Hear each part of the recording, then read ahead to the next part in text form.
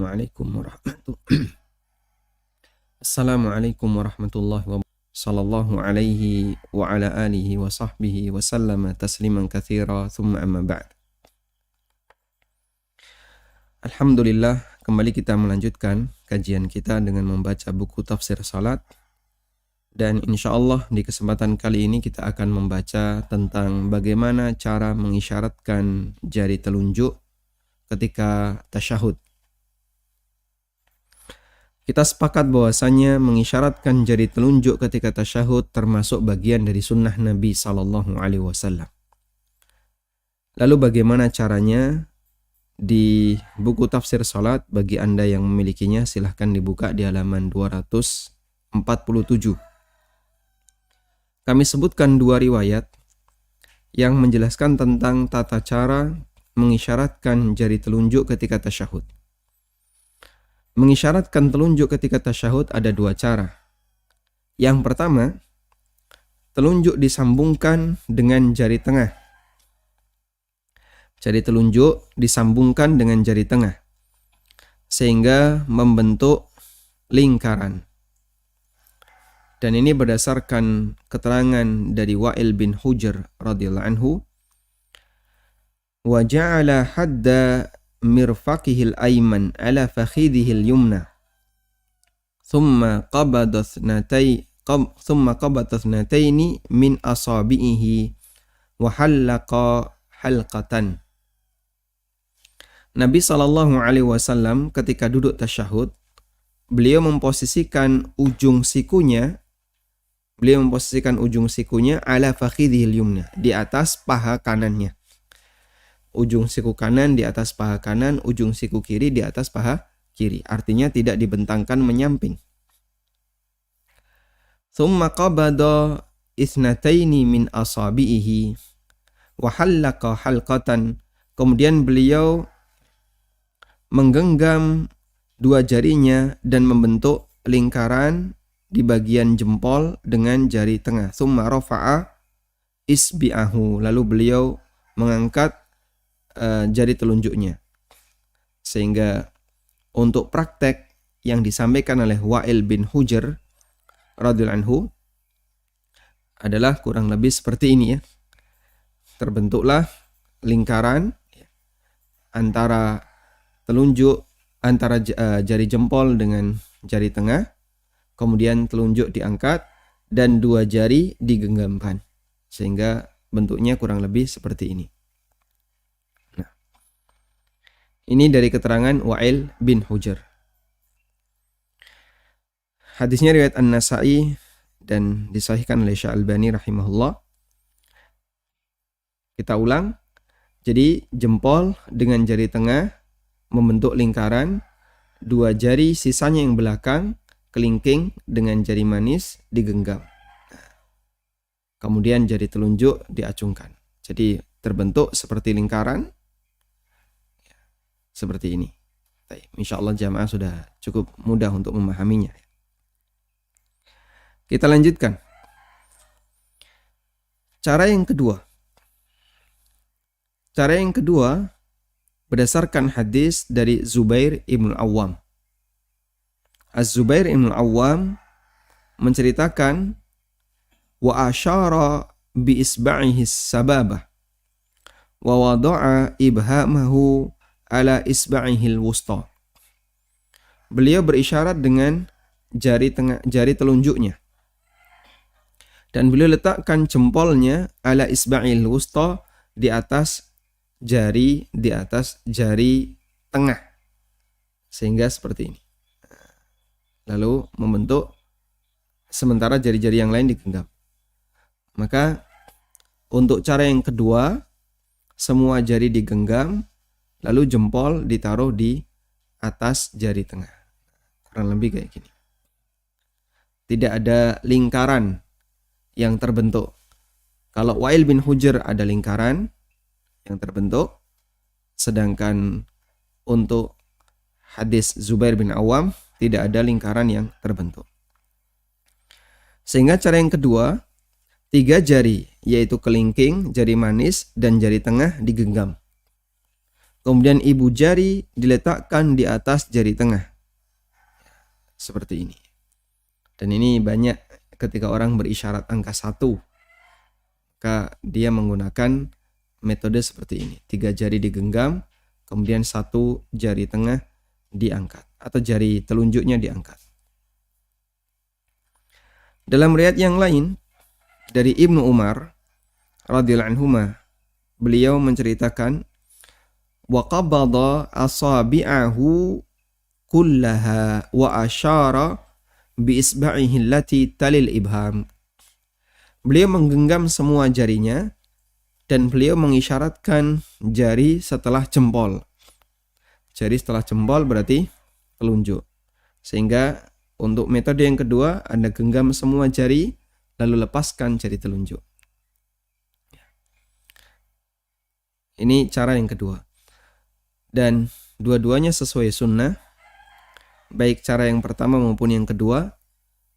Berdasarkan sunnah yang sahih dari Nabi SAW. Maka jamaah ketika berisyarat telunjuk bisa bervariasi. Kadang seperti ini, ya, membentuk lingkaran. Dan kadang digenggam semuanya. Kenapa kita lakukan secara bervariasi?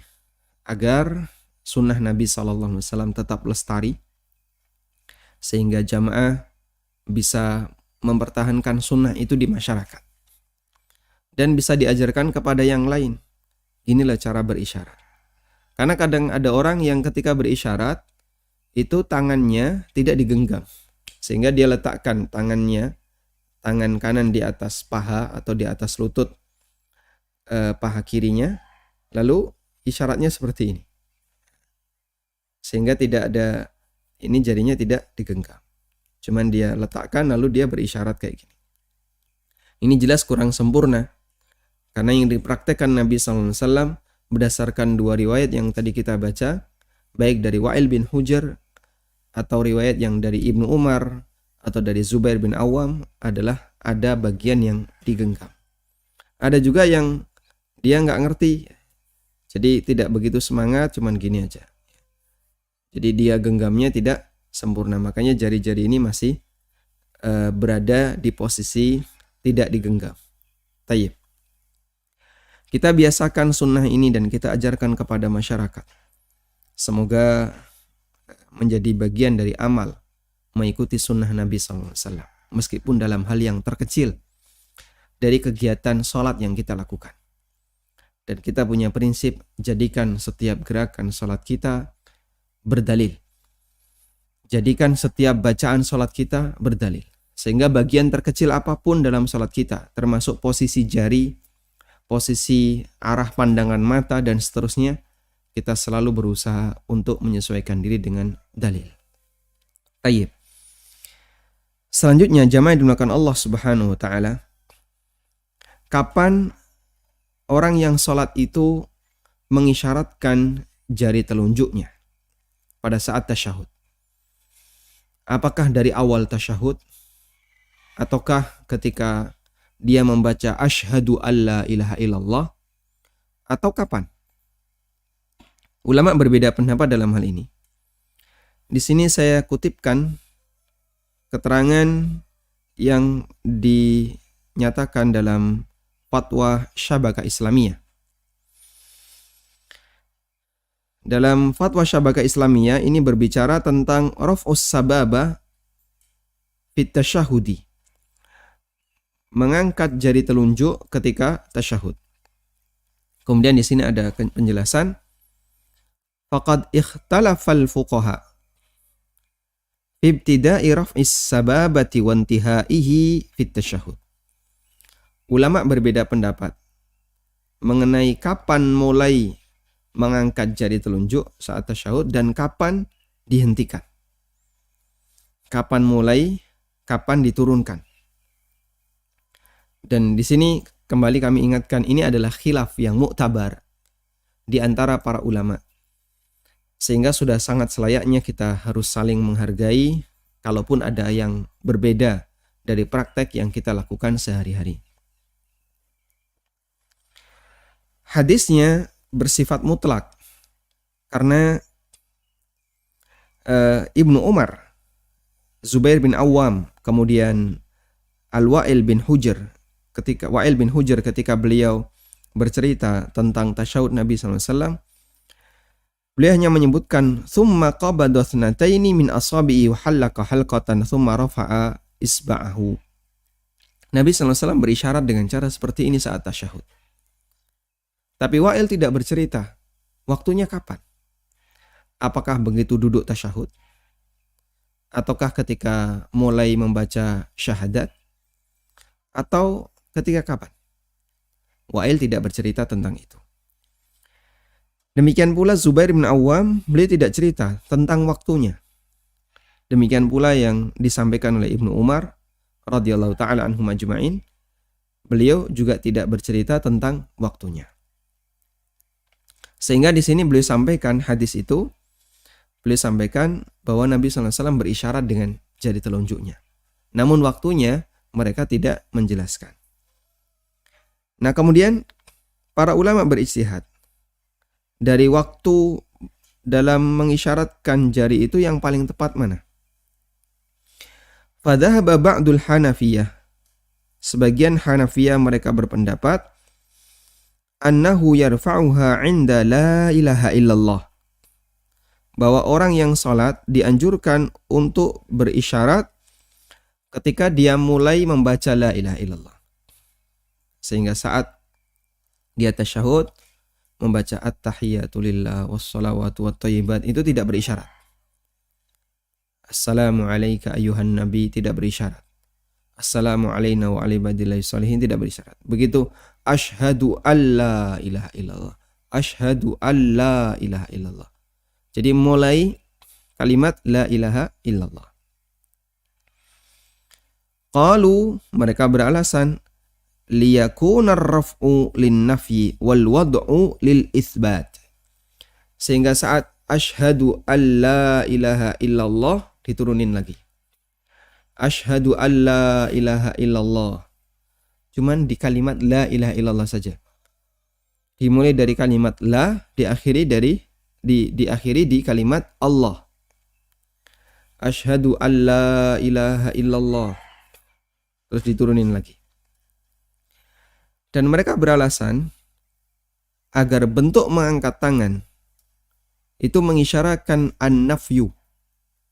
Mengisyaratkan an-nafyu maksudnya adalah bertepatan dengan kita mengucapkan la ilaha. Tidak ada Tuhan yang berhak disembah. Sehingga mulai diisyaratkan saat kita meniadakan bentuk sifat ketuhanan bagi siapapun. Wal wad'u lil itsbat, dan kita letakkan jari ini saat kita menetapkan keesaan Allah Ta'ala.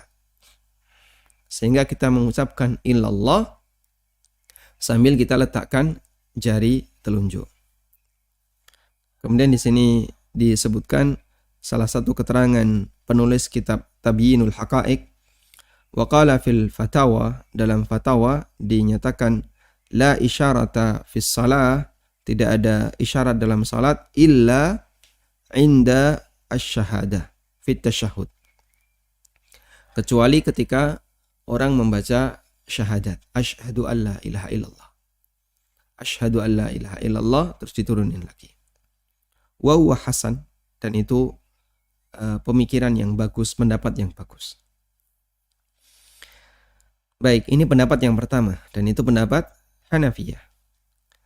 Wa dhahabal Malikiyah, kita beralih ke pendapat yang kedua.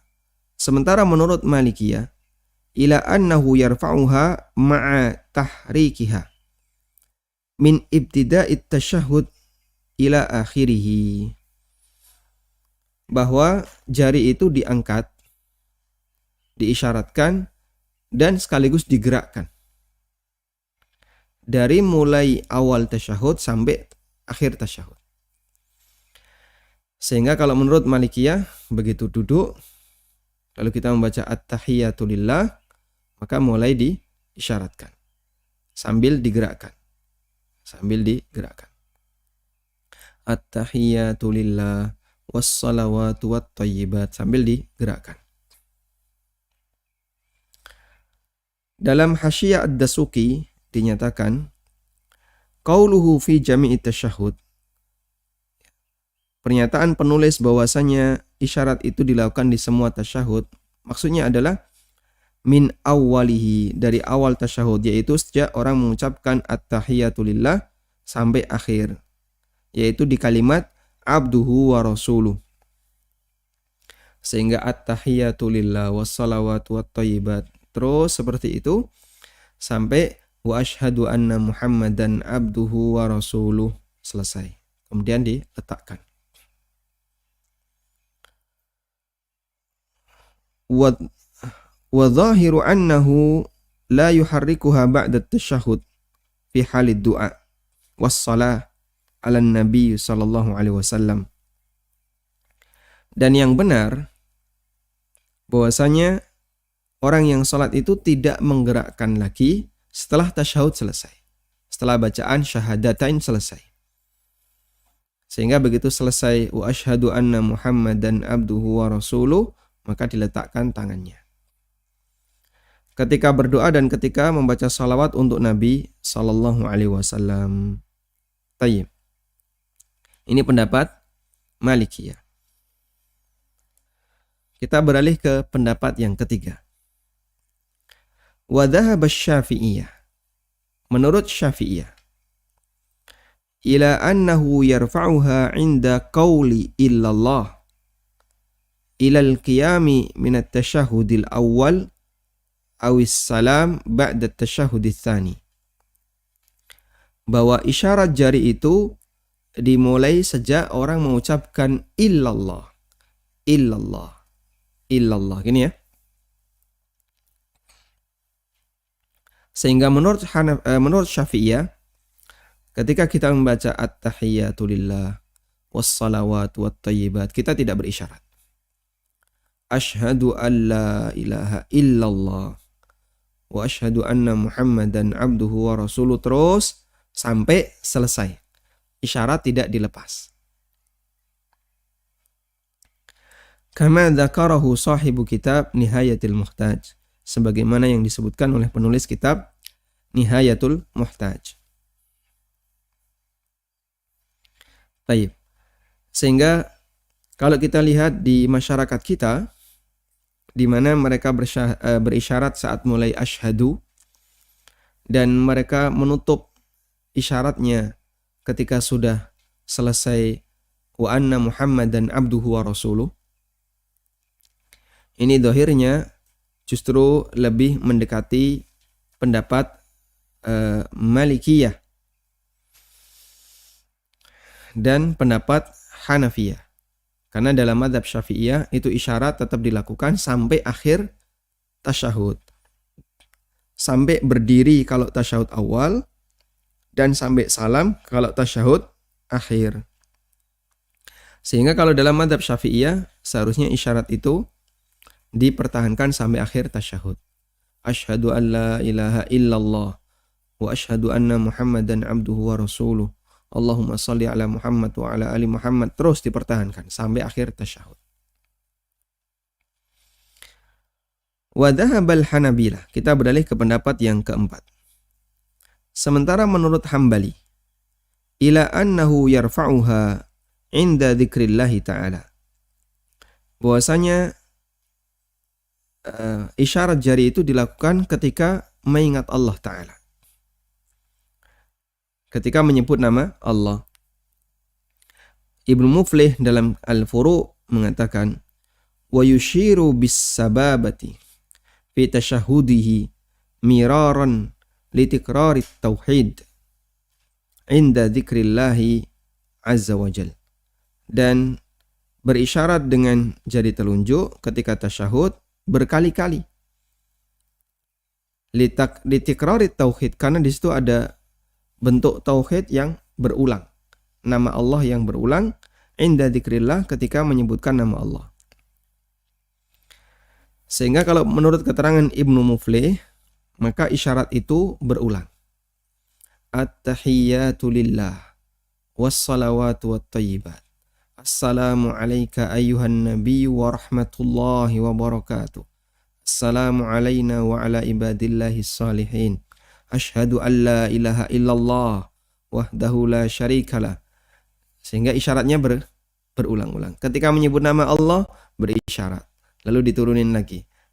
Ketika menyebut nama Allah berisyarat, lalu diturunin lagi. Sehingga dilakukan berulang-ulang dari keterangan Ibnu Muflih.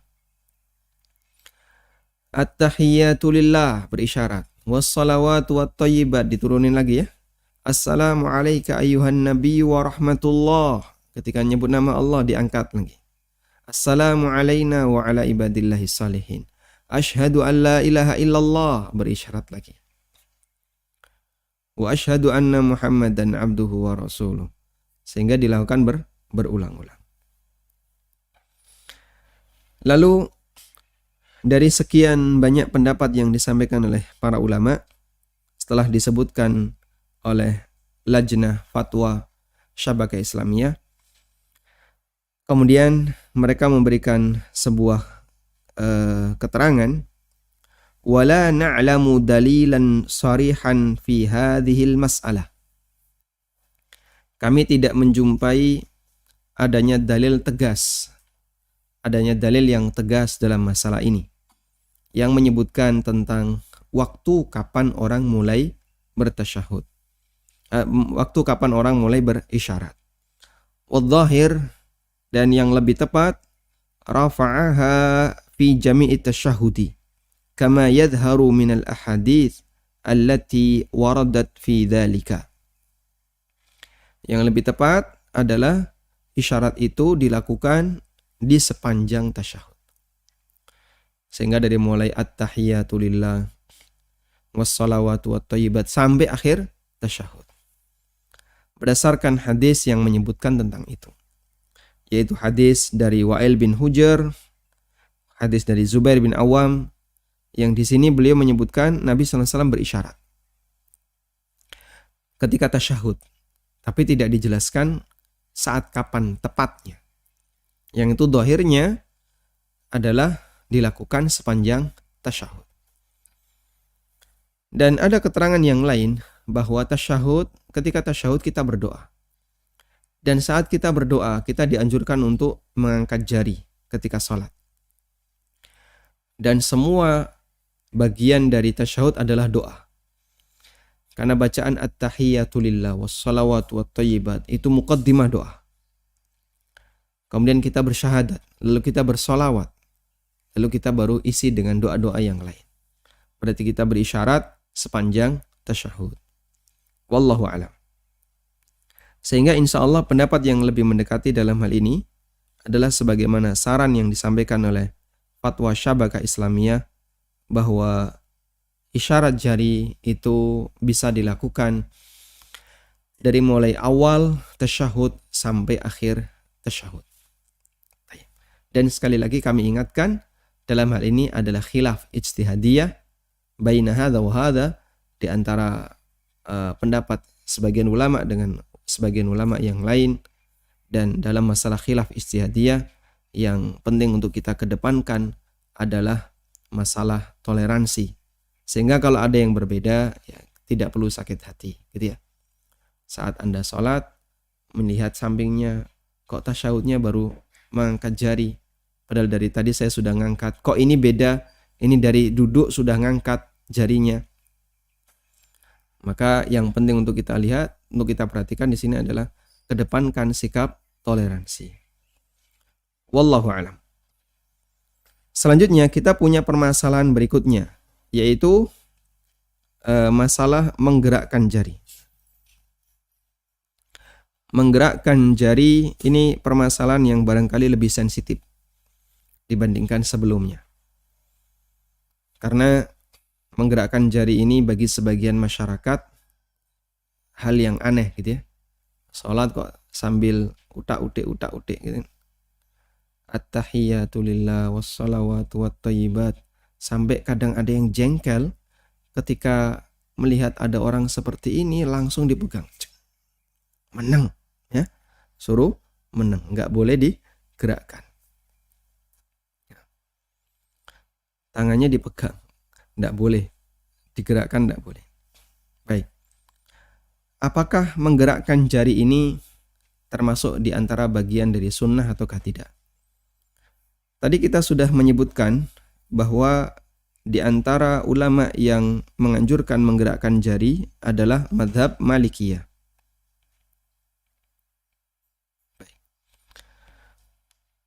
Apa landasannya sehingga terjadi khilaf? Sementara kalau menurut pendapat jumhur tidak digerakkan. Dari manakah khilaf seperti ini berasal? Sehingga sampai terjadi perbedaan antara mereka yang menggerakkan jari dengan yang tidak menggerakkan jari. Dan seperti yang ma'ruf kita dengar bahwasanya ini adalah pendapat Syekh Albani. Kemudian juga pendapatnya Imam Ibnu Utsaimin, Syekh Ibnu Utsaimin. Dan beberapa ulama yang lainnya, mereka menganjurkan untuk menggerakkan jari. Sekarang kita akan lihat khilaf para ulama terkait menggerakkan jari. Di sini ada sebuah tulisan yang ditulis oleh salah satu ulama ahli hadis, Syekh Mustafa Al-Adawi, dalam buku beliau Syarah Ilalil Hadis. Di halaman 169. Ini halaman berapa ini? Baik, kurang turun.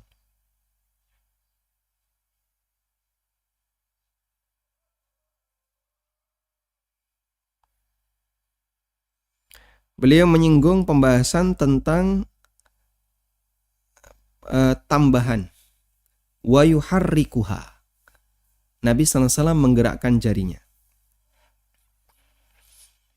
Jadi mereka berbeda pendapat tentang hadis Wa'il bin Hujr. Ceritanya seperti ini ya. Hadis Wa'il bin Hujr.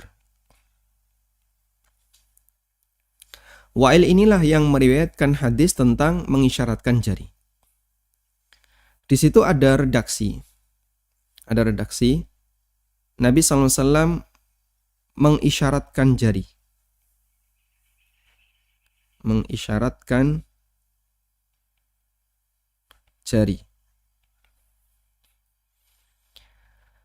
Kemudian ada redaksi yang lain yang di situ menyebutkan beliau mengisyaratkan jari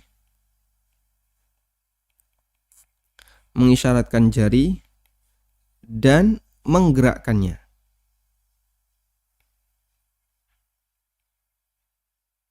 Baik. Jadi hadis Wa'il bin Hujr dalam periwayatannya itu ada dua versi redaksi. Redaksi yang pertama hanya menyebutkan Nabi SAW menggerakkan jari. Ini redaksi satu. Redaksi yang kedua, perawi menyebutkan Nabi SAW yushiru bi asbu'ihi wa yuharrikuhu. Beliau menggerakkan jari, beliau mengisyaratkan jari dan menggerakkannya. Ini redaksi yang kedua. Dalam redaksi yang kedua, di situ ada tambahan apa? Ada tambahan informasi beliau menggerakkannya. Ini tambahan. Yang itu tidak ada di redaksi yang pertama. Nah, yang jadi pertanyaan, apakah tambahan ini bisa diterima ataukah tidak bisa diterima? Nah, tambahan dalam pernyataan, dalam matan, tambahan dalam sebuah informasi, itu ada dua kemungkinan. Yang pertama, tambahan yang sahih.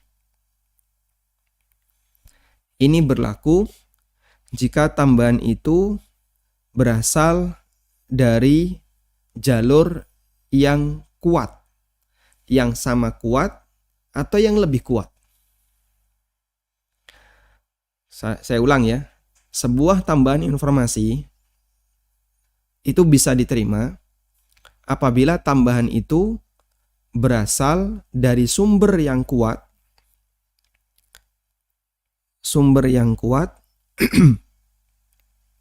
sama kuat dengan redaksi sebelumnya, atau yang lebih kuat.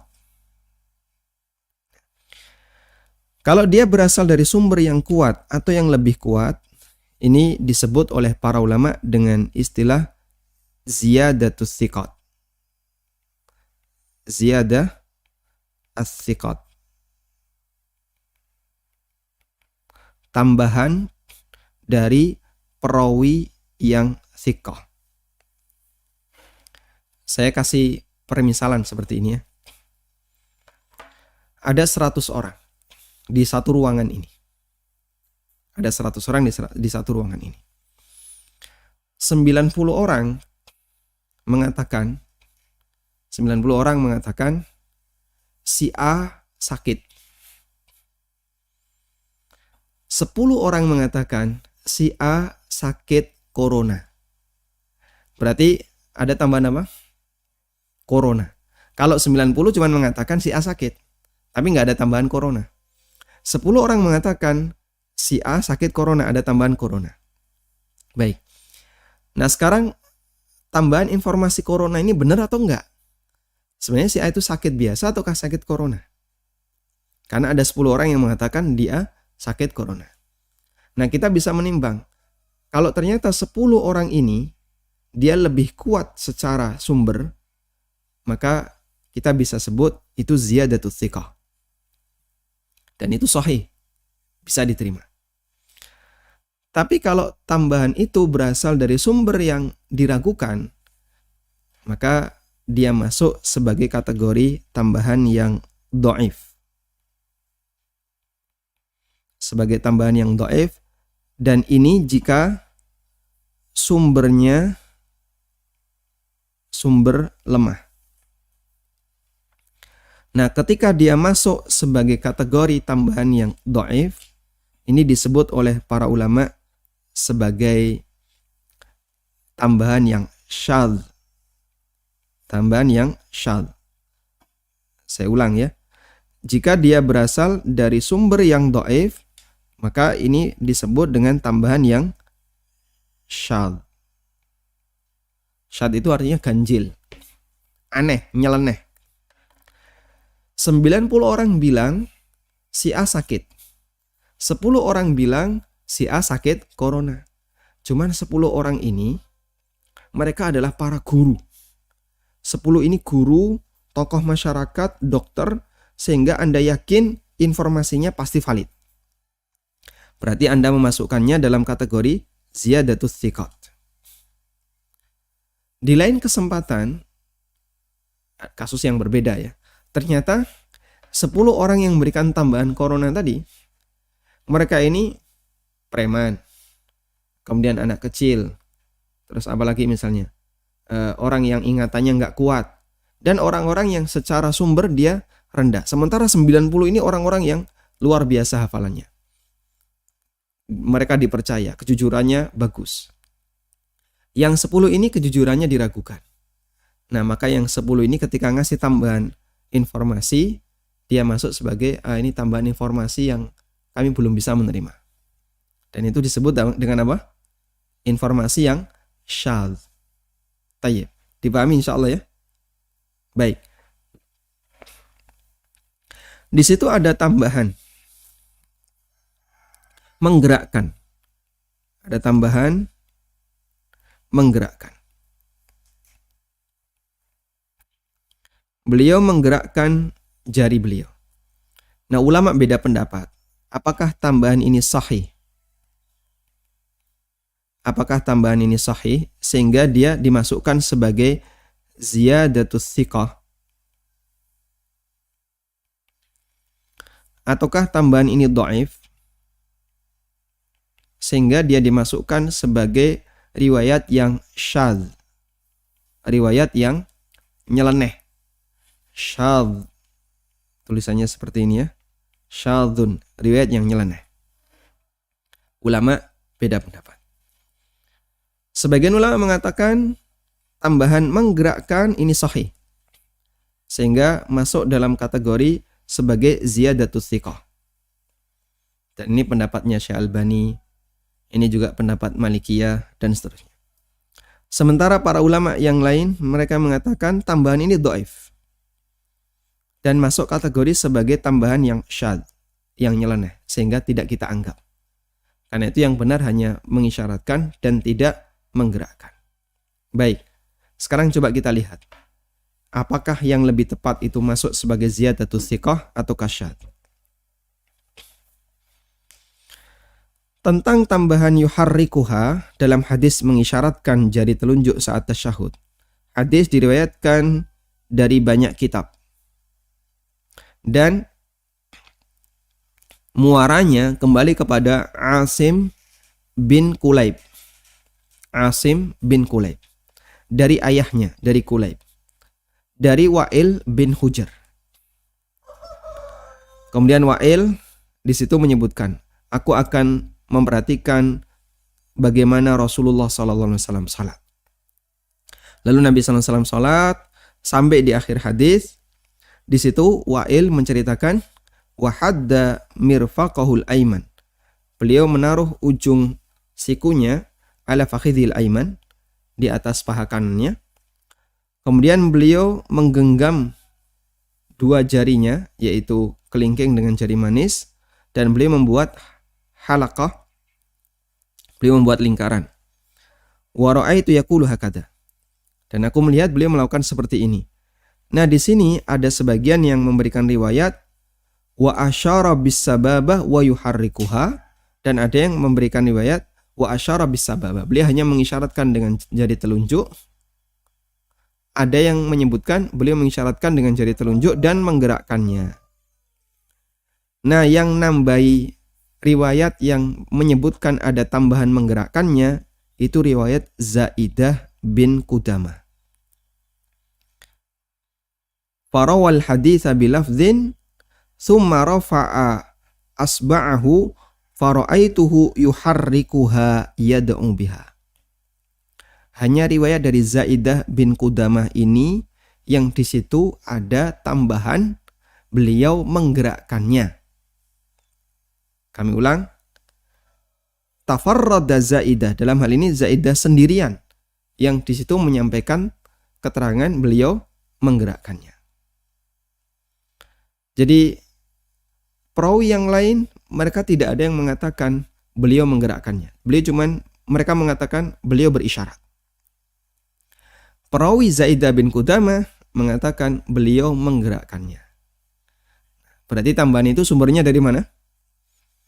Zaidah bin Qudamah. Zaidah bin Qudamah. Baik. Beliau memberikan tambahan tafarrada Zaidah rahimahullah min bainir ruwat bilafdin yuharrikuha. Zaidah sendirian, beliau memberikan tambahan yang itu tidak ada pada perawi yang lain. Beliau ngasih tambahan lafaz wa yuharrikuha, dan beliau menggerakkannya. Siapakah Zaidah ini?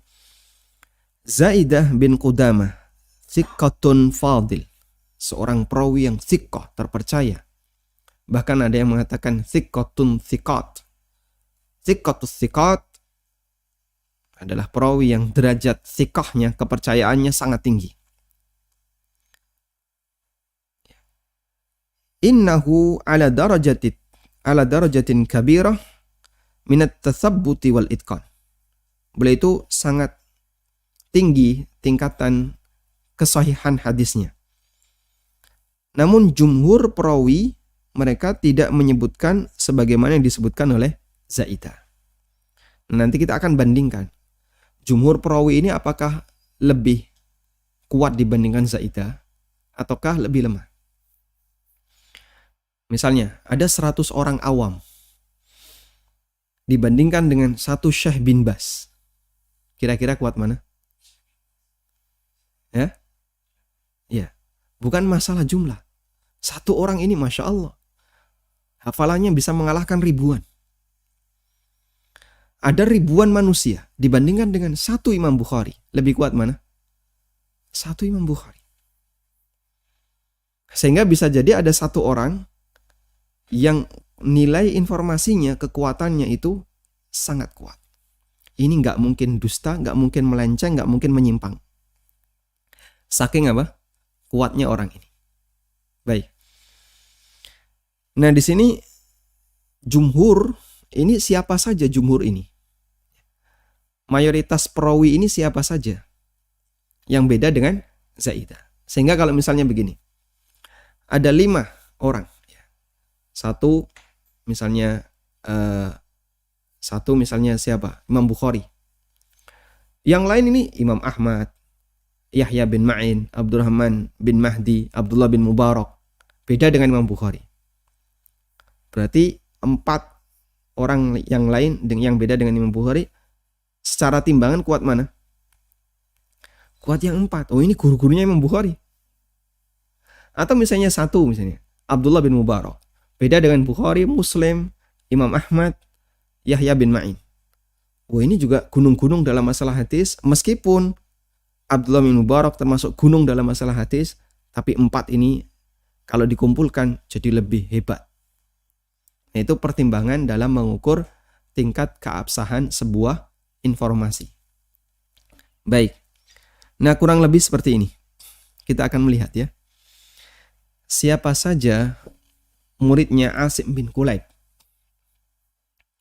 Muridnya Asim bin Kulaib ada belasan. Ada belasan. Di sini penulis menyebutkan sebagian 1, 2, 3, 4, 5, 11 wa ghairuhum 12 ke atas. Sebagian ada yang menyebutkan sampai 15. Muridnya Asim bin Kulaib ada belasan orang. Sudah? Yang belasan itu gunung-gunung dalam masalah hadis. Sufyan Ats-Tsauri, Masya Allah.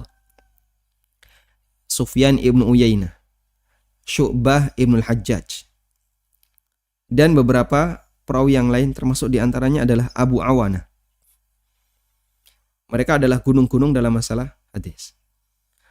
Dan termasuk diantara muridnya adalah Zaidah bin Qudamah. Sudah?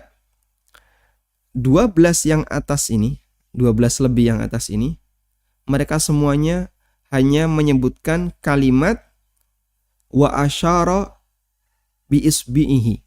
Beliau berisyarat dengan jarinya.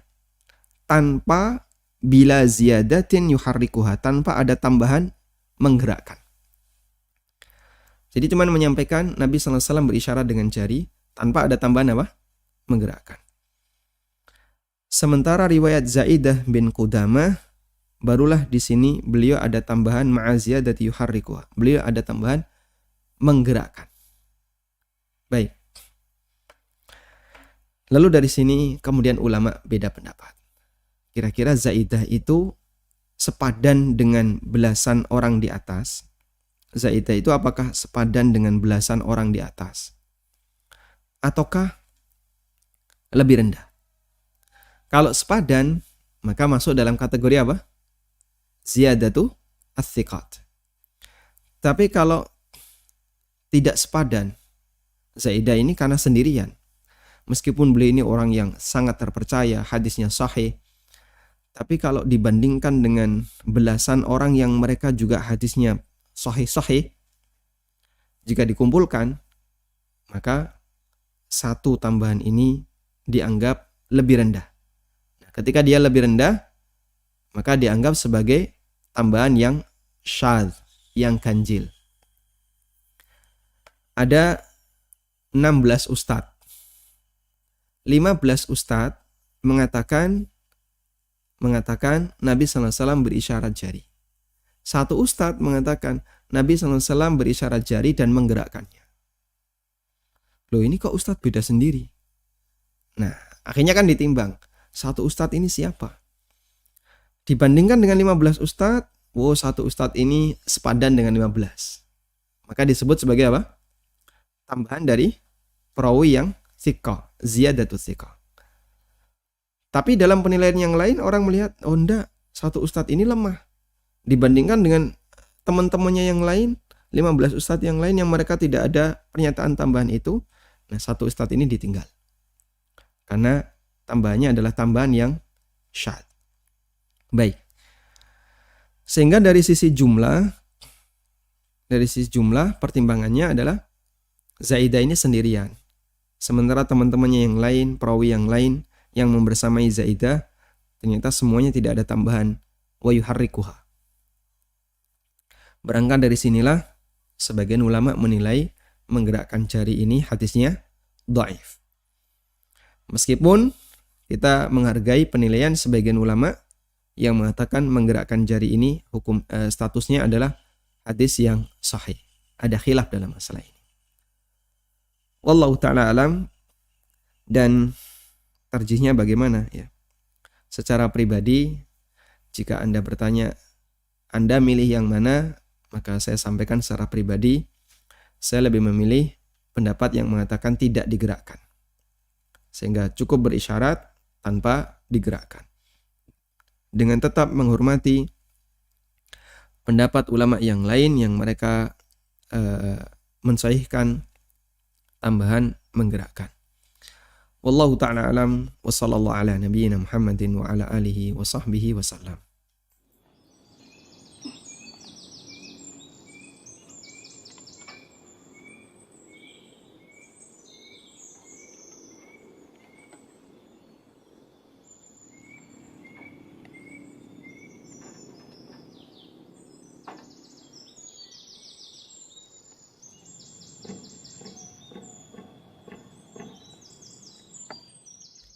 Alhamdulillah. Baik, selanjutnya kami persilahkan bagi Bapak Ibu yang mau menyampaikan sesuatu.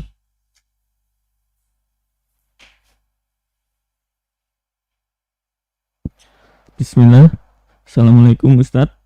Saya mau Waalaikumsalam. bertanya, jika bacaan tasyahud awal makmum sudah selesai tapi imam belum, apa yang harus dilakukan makmum? Makmum sudah selesai tapi imam belum bangkit ke rakaat berikutnya. Atau Anda sudah membaca Subhana Rabbiyal A'la 3 kali tapi imam belum bangkit. Atau kasus yang lainnya, Anda sudah selesai Al-Fatihah tapi imam belum ruku'. Apa yang harus dilakukan oleh makmum? Justru itu kesempatan bagi Anda untuk nambahi doa yang lain, sehingga tidak ada istilah yang nganggur dalam salat. Kalau Anda sudah selesai membaca tapi makmum belum berpindah ke rukun berikutnya, manfaatkan untuk memperbanyak doa. Kalau Anda sedang sujud, berdoa. Kalau Anda sedang tasyahud awal, berdoa. Sehingga tidak ada istilah nganggur dalam salat. Wallahu a'lam. Silakan. Assalamualaikum. Waalaikumsalam warahmatullahi. Apa Ustaz bertanya? Saat tasyahud akhir sebelum salam, jari telunjuk kita buka dahulu baru salam, ataukah salam dahulu baru dibuka jari telunjuknya? Kemudian yang kedua, Ana pernah lihat video sifat salat Nabi yang merujuk dari kitab Al-Wajiz, insyaallah, untuk bacaan tasyahud Assalamu alaika itu digunakan saat Nabi masih hidup dan diganti dengan Assalamu ala nabiyyi wa rahmatullahi wa barakatuh. Apakah itu benar Ustaz? Itu aja Ustaz. Jazakallah khair. Saya ulang. Assalamualaikum warahmatullahi wabarakatuh. Waalaikumsalam warahmatullahi wabarakatuh. Untuk pertanyaan yang pertama tadi, sebelum salam dengan sudah salam, Mbak? Sebelum salam, apakah Berhentinya? isyarat jari itu kita letakkan dahulu baru salam, ataukah salam dahulu baru kita letakkan jari kita Ustaz? Baik. Nah Ustaz, Assalamualaikum. Waalaikumsalam warahmatullahi wabarakatuh. Tayyib. Untuk isyarat telunjuk, jika kita menggunakan pendekatan Syafi'iyah, di mana isyarat itu dilakukan sampai selesai tasyahud, berarti selesai tasyahud adalah menjelang salam. Karena itu diletakkan terlebih dahulu, barulah kita salam. Bukan salam tapi masih bertahan, karena salam itu tidak diiringi dengan isyarat. Yang diiringi dengan isyarat adalah saat kita tasyahud, saat kita tahiyat. Dan tadi sudah kita sampaikan khilaf, kalau kita menggunakan pendapat Syafi'iyah yang itu dilakukan sampai akhir tasyahud, berarti isyaratnya Anda baru hentikan ketika menjelang salam. Begitu mau salam, kita turunkan, lalu assalamualaikum warahmatullah, salam ke kanan dan ke kiri. Wallahu a'lam. Selanjutnya untuk bacaan salam untuk Nabi SAW. Assalamu alayka ayyuhan nabi wa rahmatullah wa barakatuh. Apakah perlu diganti dengan kalimat assalamu ala nabi wa rahmatullah wa barakatuh? Sehingga tidak menggunakan redaksi assalamu alayka, tapi assalamu ala nabi. Memang ada khilaf di antara para ulama mengenai lafaz assalamu alayka ayyuhan nabi. Apakah perlu diganti dengan assalamu ala nabi wa rahmatullahi wa barakatuh?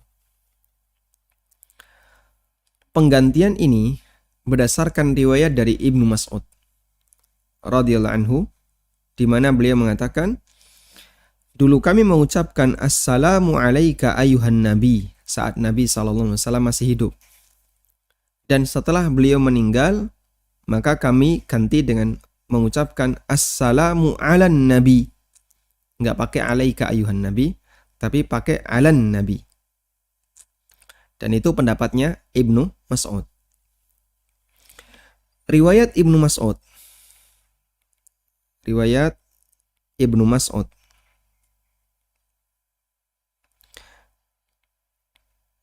Dinilai sahih oleh Syalbani, dan beliau menganggap berarti untuk kita ikuti sebagaimana keterangan Ibnu Mas'ud. Sehingga kita baca assalamu ala nabi wa rahmatullahi wa barakatuh. Namun Imam Ibnu Utsaimin rahimahullah menyebutkan riwayat dari Umar bahwa beliau pernah bertasyahud dan beliau menyampaikan salam assalamu alayka. Umar itu pakai redaksi 1. Umar menggunakan redaksi yang pertama. Assalamu alayka ayyuhan nabi. Baik, sehingga terjadi khilaf.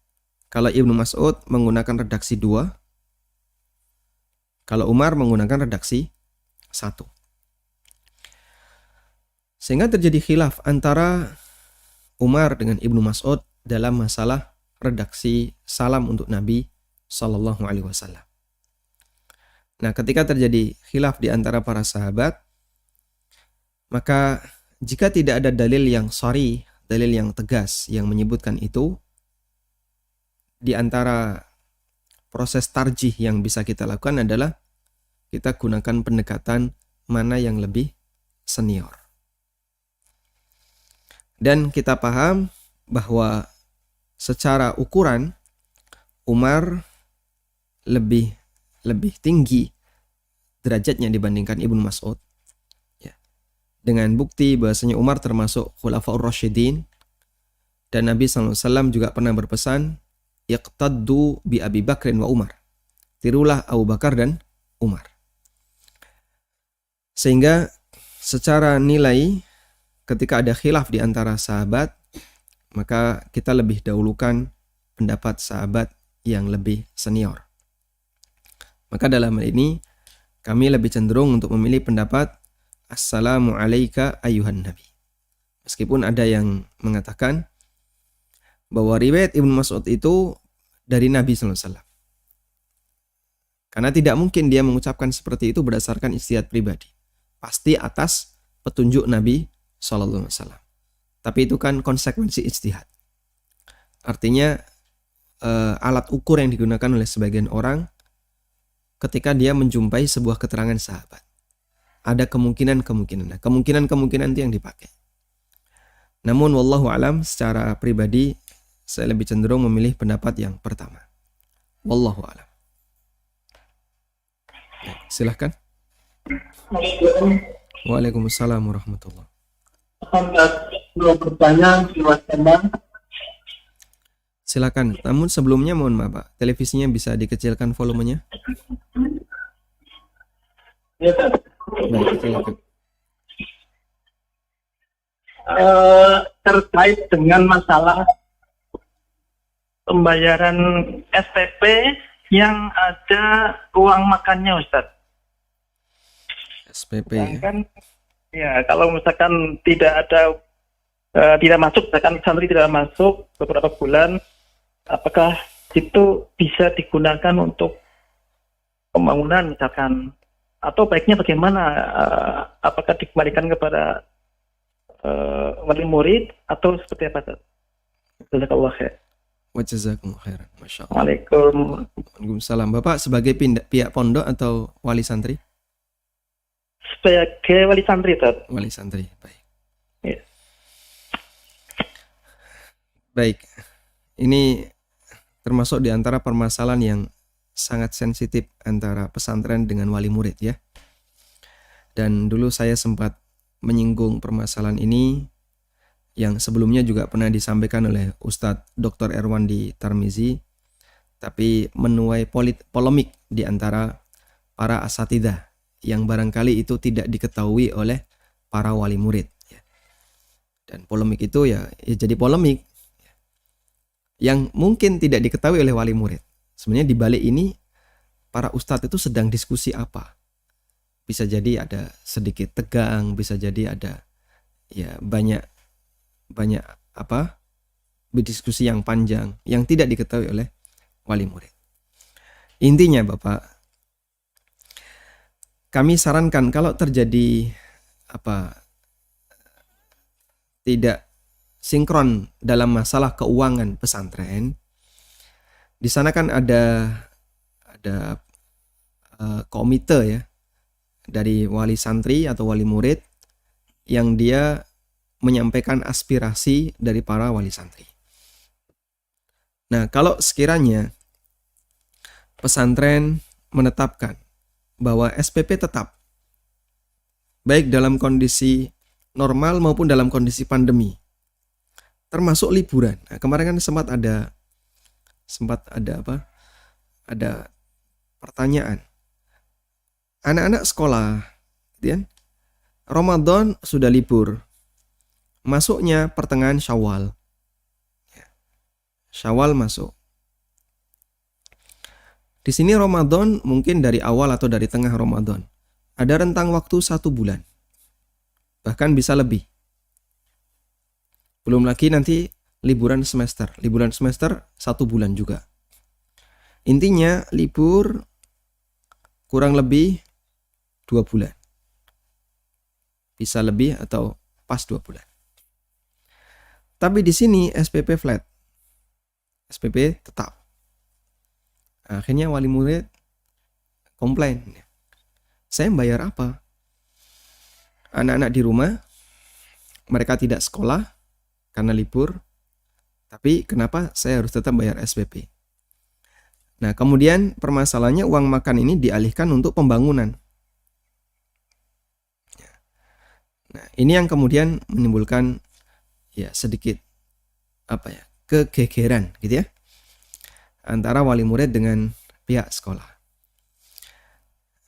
Nah, saya tidak akan menyampaikan kajian dari sisi hukumnya karena ini termasuk di antara permasalahan yang sensitif, tapi hanya bisa memberikan saran. Kalau sekiranya banyak wali murid yang kurang bisa menerima dengan kebijakan ini, ya disampaikan aja ke pihak pesantren. Misalnya Anda mau nyumbang pembangunan, tapi nominalnya tidak sesuai dengan nominal ini. Artinya sesuai dengan kerelaan Anda, sehingga statusnya sebagai wakaf. Bisa jadi lebih besar, bisa jadi kurang. Sementara untuk SPP, Anda bayarkan sesuai dengan apa yang ditetapkan.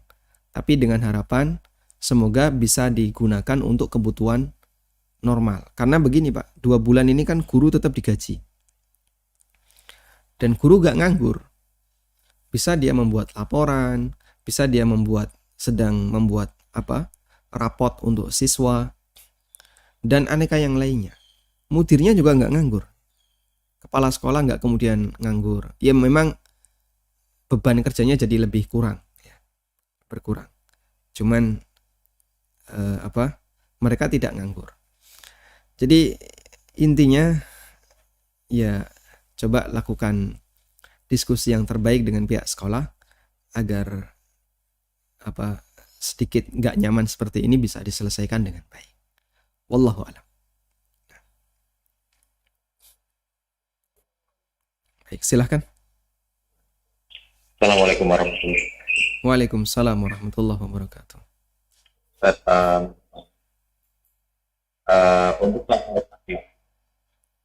untuk tasyahud akhir, ada yang berpendapat bahwa itu ada yang disebut ada yang tahu. Kemudian mana yang harus kita ikuti ketika kita sholat berjamaah, apakah kita berkeyakinan bahwa terakhir misalnya itu adalah duduk iftirash, tetapi kemudian imamnya duduk tawaruk, mana yang harus kita ikuti, apakah tetap mengikuti imam atau mengikuti keyakinan kita itu? Assalamualaikum warahmatullahi wabarakatuh. Waalaikumsalam warahmatullahi wabarakatuh. Apabila kita berbeda terkait tata cara dalam melakukan kegiatan rukun sholat, apakah kita harus ikut imam ataukah kita boleh menggunakan tata cara sendiri? Ulama khilaf dalam masalah ini, dan itu berlaku dalam semua rukun sholat. Sehingga misalnya imamnya ketika tasyahud dia tidak menggerakkan jari, cuman berisyarat. Makmumnya ada yang menggerakkan jari. Taunya tidak menggerakkan jari dari mana? Kebiasaan imam. Pak A ini kalau sholat sunnah saya perhatikan dia cuman berisyarat tanpa digerakkan. Saya lebih memilih pendapat bahwa tambahan Zaidah bin Qudamah itu adalah ziyadatul thiqat, dan itu tambahan yang sahih. Maka saya berisyarat dan menggerakkan jari saya. Nah, terus kalau saya sebagai makmumnya si A, apakah saya harus menggerakkan ataukah diam saja? Karena si A nggak menggerakkan. Ulama khilaf dalam masalah ini. Si A kunut ketika subuh. Saya berpendapat tidak kunut. Apakah saya harus ikut kunut? Si A ketika duduk tasyahud akhir saat sholat subuh, beliau tawarruk. Sementara saya iftirash. Apakah saya harus ikut tawarruk? Si A ketika takbiratul ihram, beliau seringnya mengangkat tangan setinggi telinga. Kebiasaan saya setinggi pundak. Tapi kalau ini sunnah tanawu ya.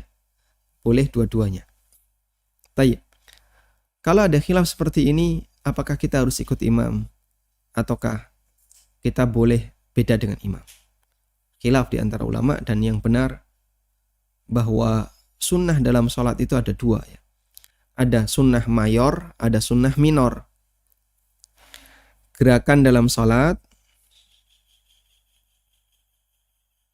itu ada yang mayor, atau saya tulis saja dohir gitu ya. Dohir itu nampak di permukaan. Artinya orang kalau melihat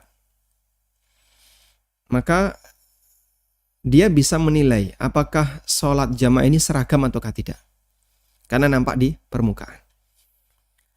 Nah, gerakan yang nampak di permukaan itu misalnya posisi berdiri, sujud, duduk, ruku, i'tidal, itu nampak di permukaan. Nah, untuk gerakan yang dohir ini wajib ikut imam. Sehingga imam ruku, Anda ruku. Tapi Pak, Fatihah saya belum selesai. Nah, kamu kan tadi masbuk. Sehingga saat kita masbuk, kita gabung di sholat jamaah, Allahu Akbar, baru membaca a'udzubillahi minasyaitonirrajim, imamnya sudah ruku. Lah, saya baru dapat ta'awud. Terus gimana ini? Kalau kamu nggak ruku, nanti kamu menyelesaikan Fatihah, imam i'tidal, kamu belum selesai Fatihah. Imam sujud, kamu baru ruku. Dan kalau itu dilakukan oleh makmum yang lain, jadinya kan ini ruku, ini sujud ya. Jadinya nggak karuan. Ini naik, ini turun, nggak karuan. Tidak terbentuk jamaah. Karena orang memandang dari jauh, loh ini kok sholatnya nggak karuan kayak gini. Ono sing sujud, ono sing ruku, ono sing i'tidal, nggak karuan. Maka di posisi ini wajib ikut imam. Wajib ikut imam. Baik. Yang kedua, gerakan sholat yang sifatnya tidak dohir. Jadi gerakan minor. Gerakan minor adalah kebalikannya berarti ini. Kalau ini nampak di permukaan, berarti ini tidak nampak di permukaan. Tidak nampak di permukaan, contohnya posisi iftirash atau kata warruk. Orang kan melihat semuanya sujud, semuanya duduk. Cuman beda bentuk gitu ya. Tapi dari jauh kelihatan apa? Semuanya duduk. Dari jauh semuanya kelihatan duduk. Sehingga keseragamannya di posisi duduk. Cuman yang satu iftirash, yang satu tawarruk. Tidak sama. Cuman kan dari jauh itu nggak seberapa kelihatan. Isyarat jari juga sama. Sama-sama di posisi i'tidal. Cuman yang satu kunut mengangkat tangan, yang satu tidak mengangkat tangan. Yang satu sedekap ketika i'tidal, yang satu dilepas tangannya ketika i'tidal. Di posisi ini sama posisi tapi beda di tata cara. Nah, ini pendapat yang benar boleh beda. Sehingga makmum dengan imam dalam hal ini berbeda tata cara, tidak masalah karena adanya perbedaan pendapat dalam masalah tersebut. Wallahu ta'ala alam. Demikian, semoga apa yang kita bahas ini bermanfaat. Wassallallahu ala nabiyyina Muhammadin wa ala alihi wa sahbihi wa sallam. Wa akhiru da'wana anil hamdulillahi rabbil alamin. Wassalamualaikum warahmatullahi wabarakatuh. Subhanallah.